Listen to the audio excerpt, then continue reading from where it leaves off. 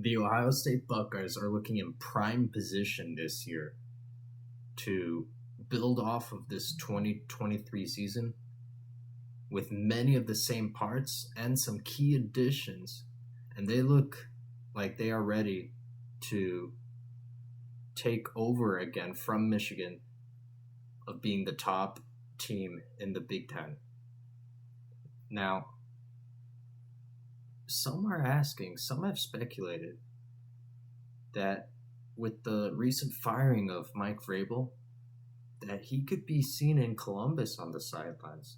Now, is this actually possible? But before I get into that, I want to kind of talk about a little bit of the backstory and background of what's happened.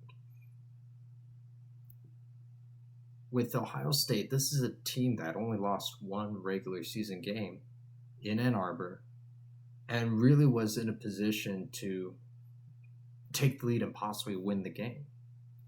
But as a contributor on Big Banner Sports and on the Big Ten Huddle on YouTube, I spoke with two of my Ohio State friends, and they made it pretty clear they're pretty fed up with Ryan Day, and I think that it expresses how most Ohio State fans feel.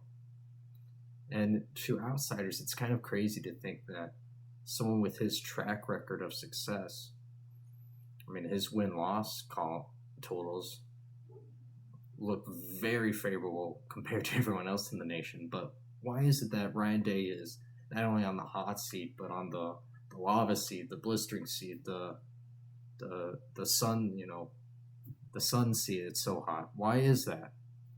It's because of the most important game of the year for that fan base and for that university, the game against the team up north.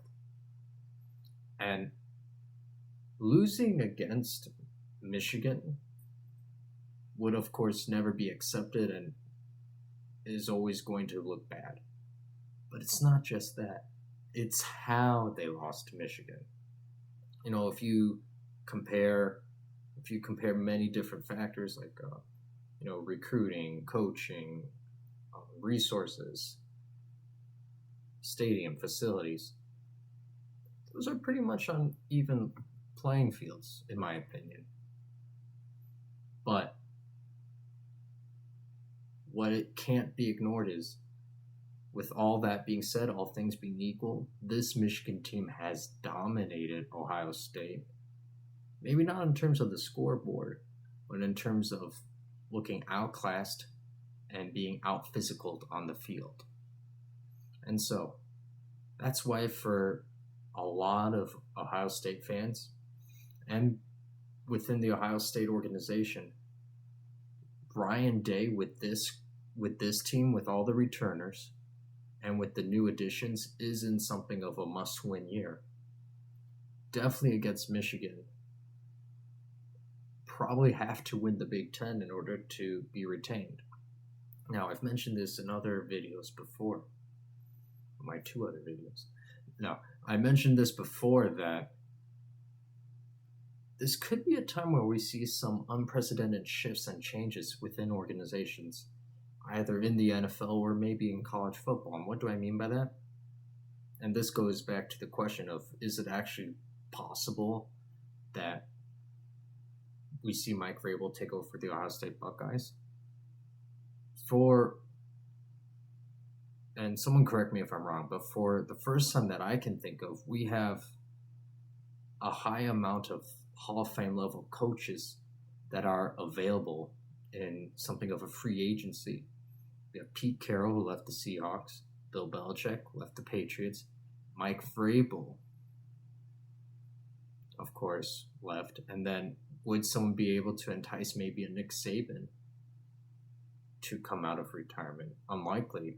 But right, we have had four really good, Mike Vrabel maybe not quite yet, but four really good qualified coaches with a proven track record that if they're not available, they're certainly not coaching right now or in a coaching position right now. So could a team in the NFL or in college football go out and take something of a risk by parting ways, firing, however they end up going about it, moving on from their current head coach and going for one of these top prospects by going after one of these top head coaches who will likely not be available again, and the level of replacement the next coaching cycle would probably be a significant drop off. Normally when coaches are available for hiring, it's because their last did not go well. And so if you wait out and want to see how this next season plays out, if you're Ohio State and Gene Smith, is that worth the risk? Now, the issue for Ohio State is that Gene Smith is retiring. And so things would kind of have to unravel really quickly. There'd probably have to be some internal turmoil or a disaster that happens within Ohio State for him to decide to, in his last, as his last act, to fire Ryan Day and replace him with Mike Vrabel. But if he were to do that, that could be seen as one of the greatest saving parting gifts that Gene Smith could bestow upon this team. So is it likely? I don't think so at this point, for the reasons that I kind of just said. It'd be a little too risky. But one thing to keep your eye on for this upcoming season is if things don't go the way that they should, and with this team, Will Howard is leading them, who I think is a step up from Kyle McCord. That's just my opinion. And with all the other pieces, particularly on defense, that they're bringing back, you have Jack Sawyer and TJ Tiomoloau. Those are two big pieces, for example, that are back on this defense. And then Travion Henderson at running back, and you have Kingshawn Judkins. This arguably might be the best backfield in all of college football. And now, when you pair that with this defense and a proven veteran in Will Howard, it's really hard to see how this team will not be able to go on and win the Big Ten. And so now if something, particularly if there's a puzzling decision on the field that happens, that is clearly a decision that Ohio State loses a game because of something Ryan Day did, like a weird timeout issue, not calling a timeout issue, or obvious play call situation, or clock mismanagement. And if Mike Vrabel elects to take this next season off for himself, then I think for sure, the first phone call from whoever the new AD ends up being will be to Mike Vrabel.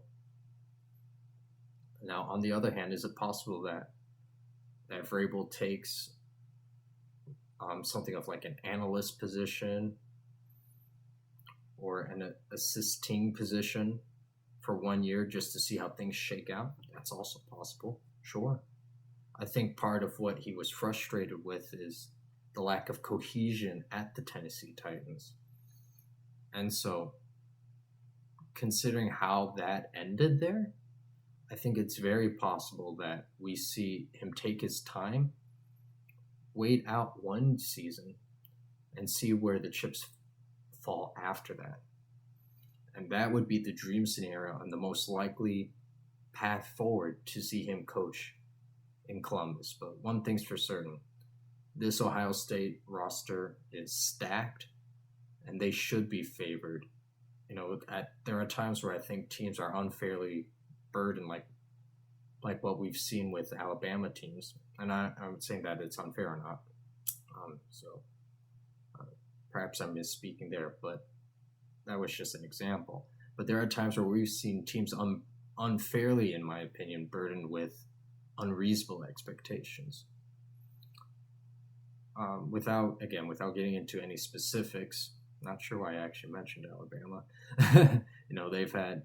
There are times where they were just far and away the best team and they should have won.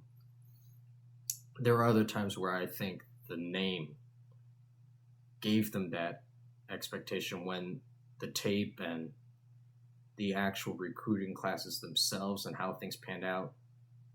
I think in some years it maybe was unfair, but that's a side point. This year, I don't think it's at all unreasonable with how many people are returning that could have gone to the NFL with the new players that they brought in. I think it's not unreasonable that Ohio State needs to win the Big Ten and needs to beat Michigan this year. And if that doesn't happen, depending on how Mike Vrabel's situation plays out, I think it'd be fun to watch him coaching in Columbus.